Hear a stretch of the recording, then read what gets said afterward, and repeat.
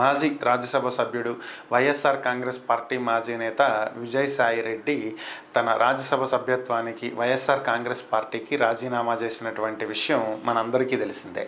So ఆయన రాజీనామా సందర్భంగా ప్రస్తావించినటువంటి అంశాలు ఒకసారి పరిశీలించినట్లయితే తన రాజ్యసభ సభ్యత్వానికే కాదు పూర్తిగా తన రాజకీయాల నుంచే తప్పుకుంటున్నట్లు, రాజకీయాలకి స్వస్తి పలికినట్లుగా ఆయన చెప్పడం జరిగింది. ఇక తన మిగిలినటువంటి జీవితాన్ని వ్యవసాయంతో గడుపుతానని, తనకు ఉన్నటువంటి భూముల్లో వ్యవసాయం చేసుకుంటూ మిగిలినటువంటి కాలం గడిపేస్తానని, రాజకీయాలకు తను పూర్తిగా దూరంగా ఉండాలి అని భావిస్తున్నట్లుగా ఆయన పలు సందర్భాల్లో కూడా చెప్పారు. అయితే ఇప్పుడు ఒక కొత్త విషయం తెర మీదకి వచ్చింది. ఇదేంటి అంటే మరలా విజయసాయి రెడ్డి రాజకీయాల్లో అడుగు పెట్టబోతున్నారు.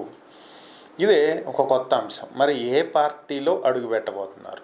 మరలా వైసీపీలోకి రాబోతున్నారా అంటే కాదు, వైసీపీలోకి కాదు, మరొక జాతీయ పార్టీలోకి వెళ్ళబోతున్నారు. అది కూడా ఈ ఆగస్టులో వెళ్ళేటువంటి అవకాశం ఉంది అనేటువంటి వార్తలు వినిపిస్తున్నాయి. సో ఎందుకు అంటే కేంద్రానికి సంబంధించినటువంటి కేంద్రంలో సంబంధించినటువంటి పలువురు పెద్దలకు సంబంధించి వారిని పొగుడుతూ పలు సందర్భాల్లో ఎక్స్ వేదికగా విజయసాయి రెడ్డి గారు పెట్టినటువంటి ట్వీట్లను ఆధారంగా చేసుకుని పలువురు సర్క్యులేట్ చేస్తున్నటువంటి వార్తలు ఇవి.